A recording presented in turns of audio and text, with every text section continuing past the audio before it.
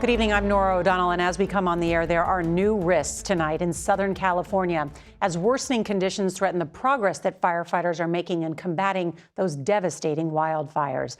The National Weather Service is issuing an ominous PDS warning. That means particularly dangerous situation, and it's all because Santa Ana winds are expected to bring gusts as high as 70 miles per hour. Now, why is this so concerning? Well, the alert level is the same as it was last Tuesday when those hurricane-force winds whipped up the Palisades and Eaton fires. At least 24 people have died in those blazes, and more than 12,000 homes, businesses, and other structures were destroyed.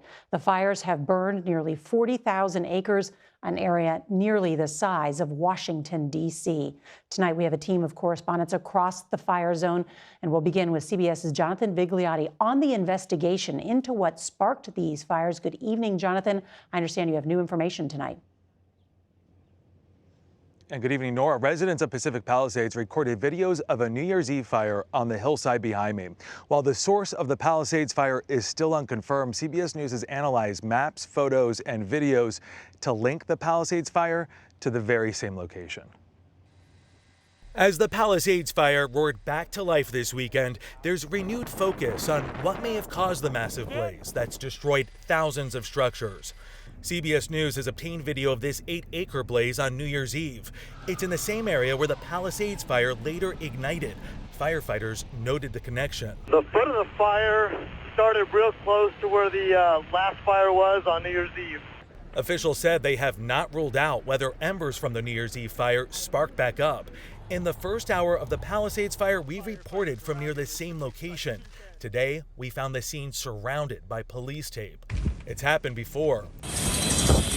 The Maui fire that destroyed Lahaina was sparked by a wildfire that was declared out 6 hours earlier. And this fire, the most destructive in Colorado history, began when a small fire reignited after 6 days. 1,000 structures were destroyed. Now, with potentially destructive winds starting again, LA officials are warning residents, be prepared to leave immediately. But the city has not issued any new guidelines, even after last week's chaotic evacuations. Ahead of this latest event, you have businesses that are proactively closing, essentially treating this event like it was a hurricane or a blizzard. If they are taking those steps, why are you not implementing broader closures right now to keep your constituents safe?